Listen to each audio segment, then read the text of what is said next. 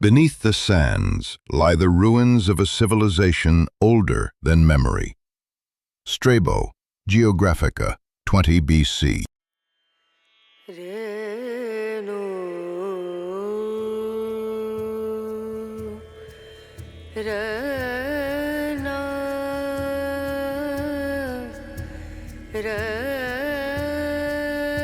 The Sahara was not always a desert. 10,000 years ago, where there is now only sand and silence, rivers flowed, rain fell, cities rose, and somewhere beneath those endless dunes, something extraordinary was buried. Something so vast, so ancient, so impossibly advanced, that those who first glimpsed it chose never to speak of it again. This is the story of a city that should not exist.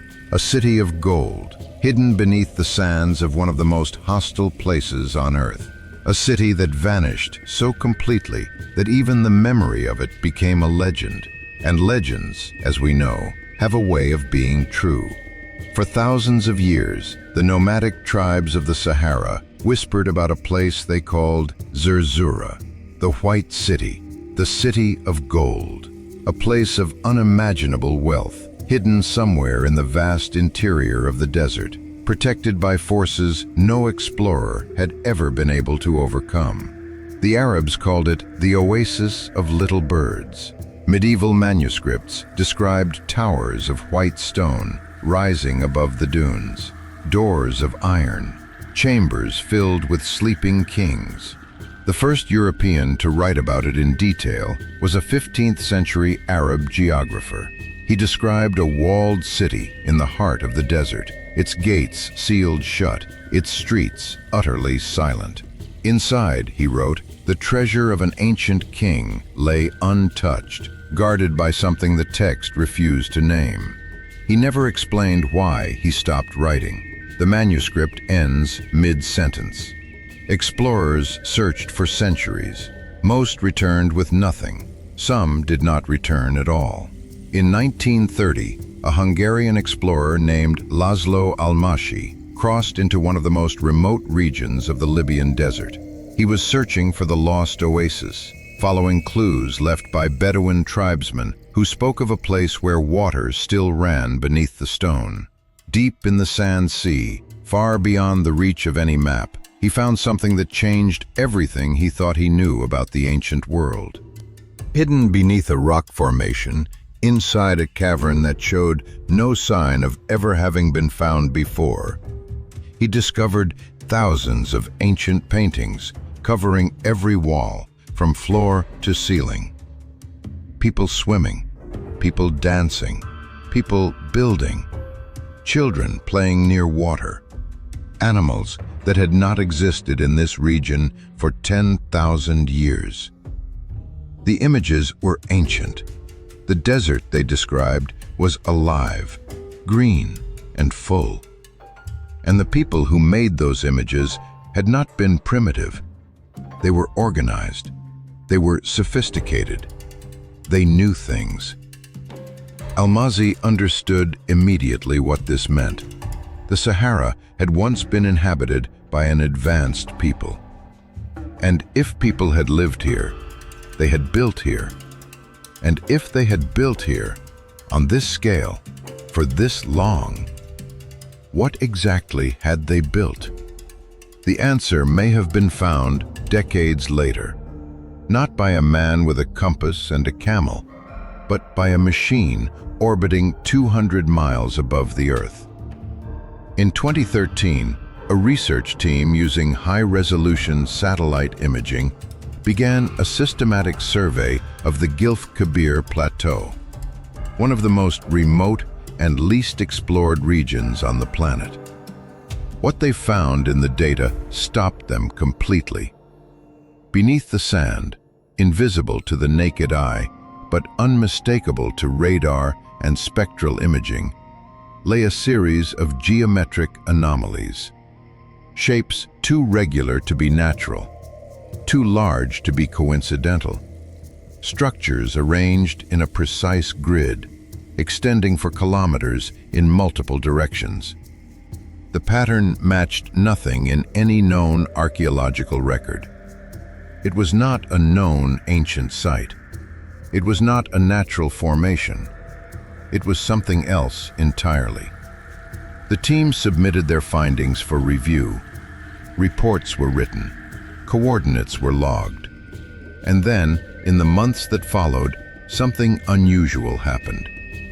The expedition published nothing. The researchers moved to other projects. The coordinates were quietly removed from shared databases. No follow-up expedition was announced. No press release was issued. No one has explained why. There are things we know about the ancient world that do not fit the story we were taught. We know that the Great Pyramid of Giza was constructed with a precision so extraordinary that modern engineers, using modern equipment, cannot fully explain how it was done. We know that certain ancient Egyptian temples are aligned with specific stars with an accuracy that required centuries of continuous astronomical observation to achieve. We know that in multiple ancient cultures, separated by oceans and thousands of years, the same story appears again and again. A golden age, a civilization of godlike power, a catastrophe, a forgetting. These are not myths invented by primitive peoples to explain the rain. These are memories, and memories, even ancient ones, point to something real. If a civilization existed in the Sahara 10,000 years ago, before the pyramids, before Mesopotamia, before everything historians designate as the beginning of recorded human culture, then the entire timeline of human development requires rewriting. The textbooks change. The museums rearrange their displays. The story of who we are and where we came from becomes something far older, far stranger, and far more extraordinary than anything currently taught in any university on Earth. That is not a small thing to admit. And so certain discoveries are sealed. Certain images are not released. Certain reports are filed in drawers that are never opened again.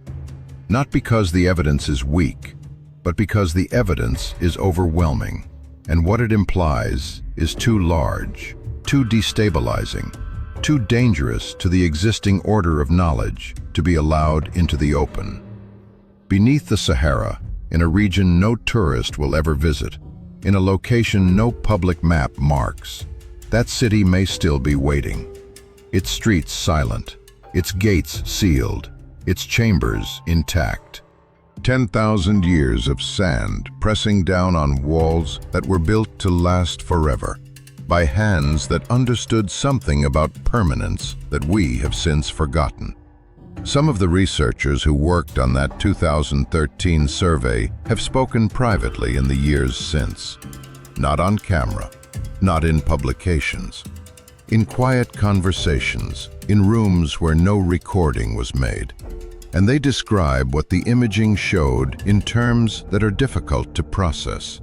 They speak of scale, of symmetry, of architecture arranged with an intelligence and a purpose that was unmistakably intentional, unmistakably deliberate, and unmistakably human. One of them, a man who has spent his entire career in satellite archaeology, used a single word when describing what he saw in that data. He said it was impossible. And yet there it is, beneath the sand, beneath the silence, beneath everything we think we know. Some cities are lost to time. Some are buried on purpose. The question is not whether this city existed. The question is why, in an era of satellites that photograph individual faces from orbit, of technology that maps the ocean floor and the surface of distant planets, no official expedition has gone back to those coordinates with a shovel. Or perhaps one has. And perhaps what they found there is the reason the coordinates were removed. And perhaps that is a conversation no one in any position of authority is prepared to have. Not yet.